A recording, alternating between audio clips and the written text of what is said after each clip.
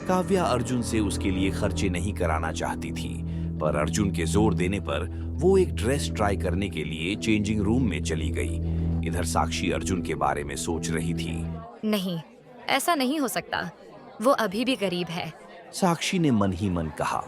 और जब Kavya changing room से बाहर आई तो अर्जुन के साथ साथ उस स्टोर में सबकी नजरें उस पर आ गईं, बल्कि किसी की भी नजरें उस पर से हट नहीं पा रही थीं। काव्या पहले ही काफी सुंदर थी, पर उस नीले रंग की ड्रेस में वो और भी ज्यादा खूबसूरत लग रही थी। वो थोड़ी शर्माते हुए अर्जुन के पास आई। कितनी ज्यादा सुंदर लग रही हो, सचमुच ये ड्रेस तुम पर बहुत अच्छी दिख रही है।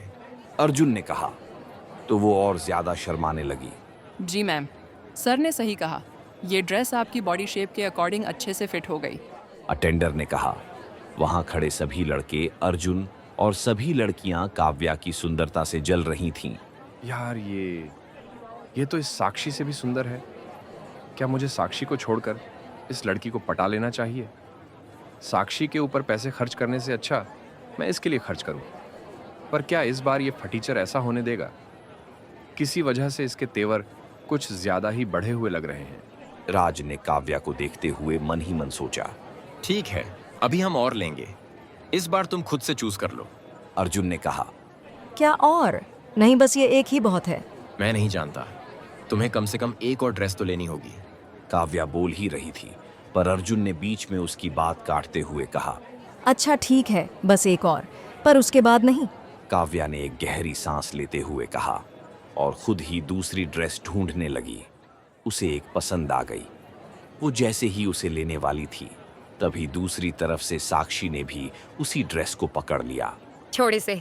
साक्षी ने काव्या को डराते हुए कहा, तो काव्या ने चुपचाप उसे छोड़ दिया। अर्जुन ने भी एक नजर अटेंडर पर लगाई, तो वो अर्जुन का मतलब समझ गई। उसने साक्षी से उस ड्रेस को लेते हुए कहा। मैम, ये ड्रेस आप इन्हें दे दीजिए। ऐसे कैसे दे दूं?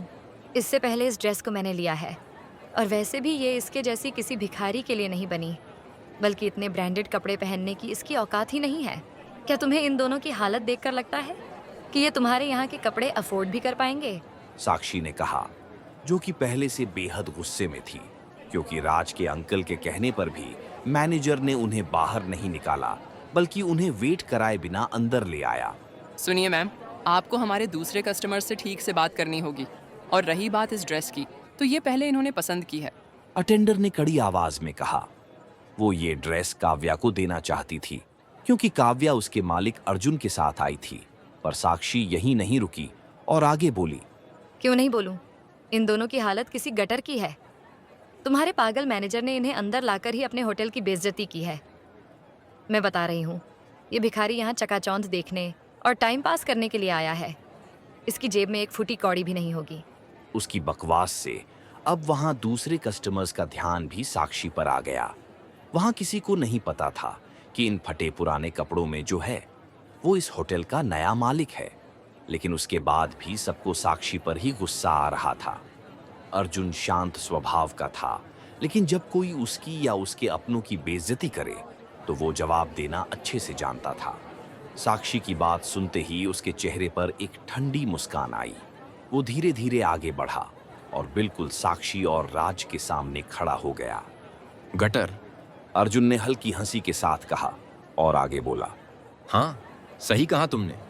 पर अजीब बात है, तुम्हारी सोच ही इतनी गंदी है कि तुम्हें हर कोई गटर से ही आया हुआ लगता है।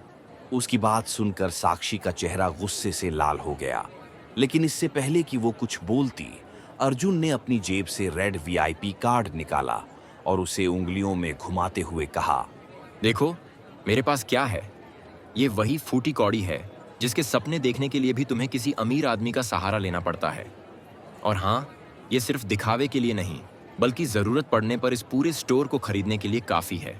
इस बार तो साक्षी का चेहरा उतर गया। उसे यकीन नहीं हो रहा था कि अर्जुन, जो कभी इतना गरीब था, अचानक उसके पास इतना पैसा कहां से आ गया। उसकी आंखों में जलन साफ झलक रही थी, लेकिन अब उसमें कुछ कहने की हिम्मत नहीं बची थी। साक्षी के चेहरे पर अपमान की लकीरें उभर गईं। उसके होंठ कांप रहे थे, लेकिन वो कुछ बोल नहीं पाई। इस वक्त अर्जुन की आंखों में वो गहराई थी जो किसी को भी चुप करा सकती थी। साक्षी ने खुद को संभाला और अर्जुन से गुस्से में बोली, ये सारे पैसे तेरे तो नहीं हो सकते, क्योंकि तेरी औकात वहीं रहेगी जहां से तू आया है। अर्जुन ने फिर से एक हल्की मुस्कान के साथ कहा, औकात? तुम कहाँ समझोगी कि असली औकात पैसे से नहीं, इंसानियत से बनती है। और जहाँ तक तुम्हारी बात है, तुम बस एक दिखावे की दुनिया में जी रही हो, जहाँ तुम्हारे पास देने के लिए सिर्फ नकली प्यार है। साक्षी को कुछ समझ नहीं आया कि वो क्या जवाब दे। गुस्से में पैर पटकते हुए उसने राज की ओर देखा, लेकिन राज पहले ही नजरें चुराने लगा था। उसके मन में तो काव्या के इस नए रूप के ख्याल चल रहे थे। राज को अपने लिए कुछ न बोलते देख साक्षी चुपचाप पीछे रखे सोफे पर जाकर बैठ गई। अर्जुन ने काव्या की ओर देखा, जो थोड़ी अनकंफर्टेबल महसूस कर रही थी। उसने धीरे से काव्या का हाथ पकड़ा और नर्म आवाज में कहा, मैंने पहले ही कहा था कि तुम्हें इन सब से डरने की जरूरत नहीं है। काव्या ने भी अर्जुन की आंखों में देखा। उसमें विश्वास की एक अलग चमक थी। स्टोर के बाकी ग्राहक और कर्मचारी चुपचाप इस सब को देखकर आपस में फुसफुसा रहे थे। साइड में बैठी साक्षी ने अपना फोन खोला।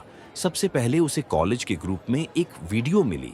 ये वही वीडियो थी जिसमें किसी ने प्रिंसिपल ऑफिस से 8 लाख रुपए चोरी कर लिए थे। साक्षी ने उस वीडियो और चोर के हाथ पर बंधे ब्रेसलेट को बेहद ध्यान से देखा।